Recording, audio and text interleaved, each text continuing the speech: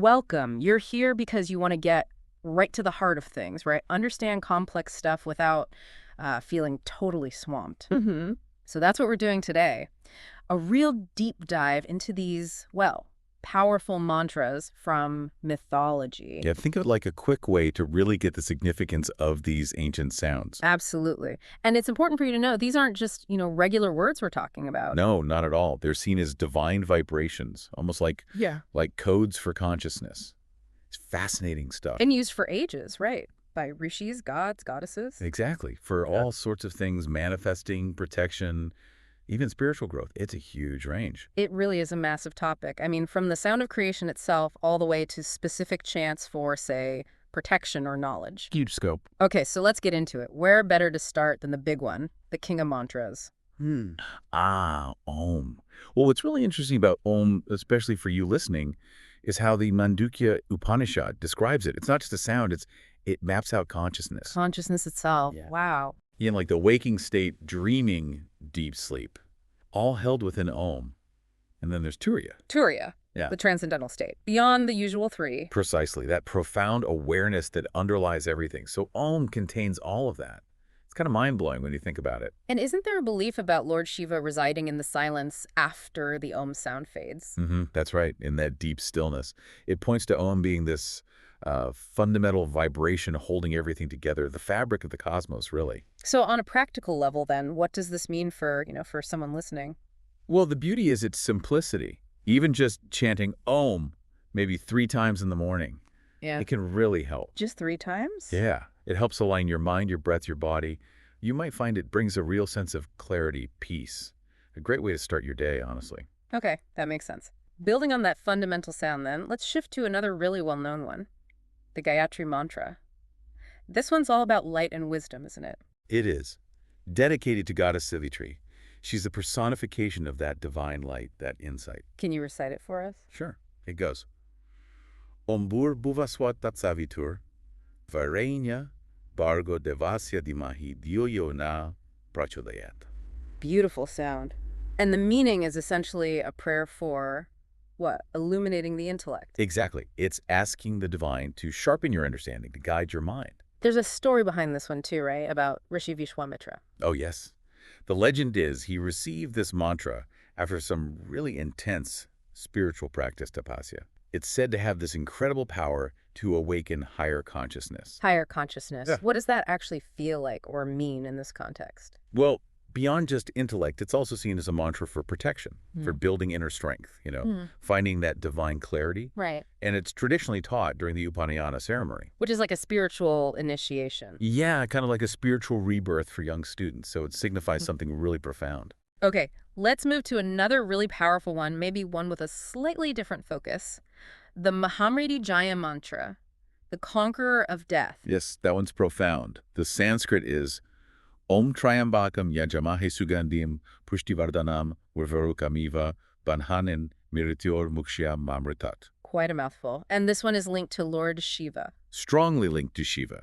It's primarily known as a healing mantra for protection against, well, untimely death, and it's believed to help cure diseases. And the story associated with it is pretty amazing, isn't it, Rishi Markandeya? Oh, absolutely. It's a classic. He was destined to die young, but through his intense devotion and chanting this specific mantra, he supposedly conquered death itself. Wow. That's quite a testament to its perceived power. It really is. And what's interesting for you to know is that it's still used today. Yogis, Ayurvedic healers, they use it for both spiritual and physical healing. So it's not just ancient history. Not at all. Think of it as like a divine shield. Really helpful potentially in times of illness or fear or even big life transitions. It offers that sense of protection. Okay, now for something maybe a bit fiercer. The Narasimha Mantra. Yes, definitely a different energy. Powerful, fierce. It's specifically used to banish fear and negativity. Negativity in general or specific kinds? Well, the sounds themselves are quite dynamic. Ugram viram mahavishnam javantam sarvato mukham inrisinham bishanam padram mrityum namami aham. You could almost feel the force in it.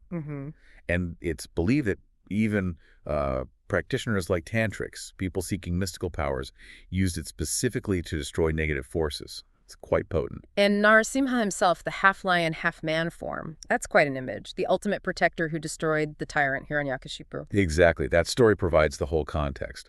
Narasimha represents that overwhelming protective force against seemingly insurmountable evil. So for someone listening, how might they relate to this? Well, you could think of this mantra as your own kind of spiritual weapon, you know? Yeah. Something to call on when you're feeling anxious, maybe facing challenges, or even just dealing with your own inner darkness. It's about tapping into that fierce, protective energy for yourself. Okay. Switching gears a bit towards knowledge, creativity, the Saraswati Vandana, that's used before learning, right? Yes. Very traditionally in Indian culture. Yeah. Before starting studies or any creative work, What's the actual chant? it's Saraswati Namasubhyam Varade Kamarupini Vidyarambam Karishami Sitir Apatumesada. And Saraswati is the goddess of? Knowledge, speech, arts, music, wisdom, all those creative and intellectual pursuits. She embodies that flow of inspiration. I understand it's often taught to kids when they first start school. Very common. It sets the intention for learning, for success in their studies. So for anyone listening, maybe before an exam or starting a project. Exactly. Or writing, painting, anything creative. Chanting it could be a way to sort of connect with that divine inspiration, to open yourself up. Now, the Ram Raksha Stotra, this one's a bit different, you said, not just a single mantra. That's right. It's a stotra, which is more like a hymn or a collection of verses. It was composed by Rishi Buddhakeshika. And there's a cool origin story. Yeah, quite intriguing. He supposedly received it in a dream, directly guided by Lord Shiva. Wow. And its main purpose is protection. Divine protection, yes. People often chant it when they're feeling scared, or maybe when traveling, or just going through emotional turmoil. So it acts like spiritual armor. That's a perfect way to put it, spiritual armor. It reinforces the idea that with the strength of Lord Rama's name protecting you, nothing can really harm you on a deeper level. It's very comforting for many people. Okay, fascinating. And finally, let's touch on these Bija Mantras. Seed sounds, you call them, like Kleem, Hreem, Shreem. Yes, Bija means seed. These are single-syllable sounds, but they're incredibly potent. Think of them like energetic passwords. Yeah, or keys. Keys to unlock specific energies. Ancient sages apparently meditated on these sounds to awaken particular divine forces within themselves and the universe. So each one has a specific vibe. Kleem is for. Kleem is often associated with attraction, magnetism, desire. Okay. And Shreem.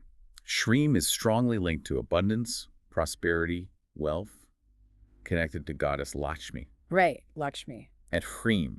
Hreem relates more to divine power, the creative force of the universe, often associated with Shakti, the divine feminine energy. It's about dynamic power. So these short sounds pack a real punch. They absolutely do. Concise but very powerful tools for focusing your intention and connecting with specific energies you want to cultivate. Looking back at all of these, it's pretty amazing how relevant these ancient sounds still feel, isn't it? For protection, clarity, abundance, healing. Their power seems to work on a subtle, energetic level, which doesn't really diminish over time. And you mentioned something important earlier.